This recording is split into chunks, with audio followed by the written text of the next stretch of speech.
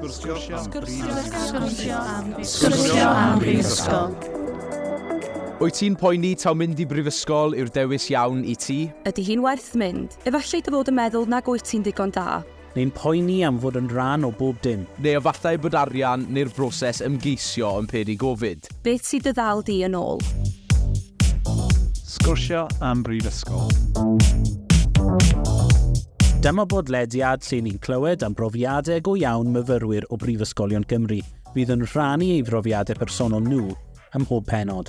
Byddwn ni'n trafod yr holl dimladau sy'n eich dal yn ôl o bosib, a chi eisiau gosod sylfaen i chi i wneud penderfyniadau iawn wrth wrando ar eraill yn adrodd eu storiau nhw.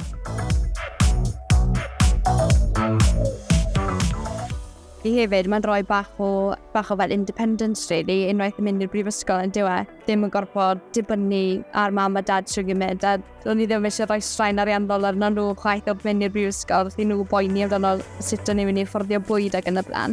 Mae'r ffaith bod chi wedi cael eich derbyn i'r brifysgol yn ddigon, fi'n meddwl, i ddangos bod chi yn ddigon da i fod yna, achos maen nhw yn teimlo bod chi'n ddigon da i fod yna, chi wedi llwyddo i gael lle ar y cwrs. A fi'n meddwl bod efallai eisiau bod mwy hyderus. Ond y neges mwyaf pwysig, ys gwrs, efo ni yn Prifysgol ni ydy, bod ni yn rhoi cymorth astudio o radd blaenaf i fyfyrwyr. Mae'r podlediad yma yn rhan o Barod ar gyfer y Brifysgol. Casgliad o adnoddau rhad ac am ddim gan brifysgolion yng Nghymru. Wedi ei llunio gyda'r bwriad o helpu chi ddechrau ar eich taith i addysg uwch.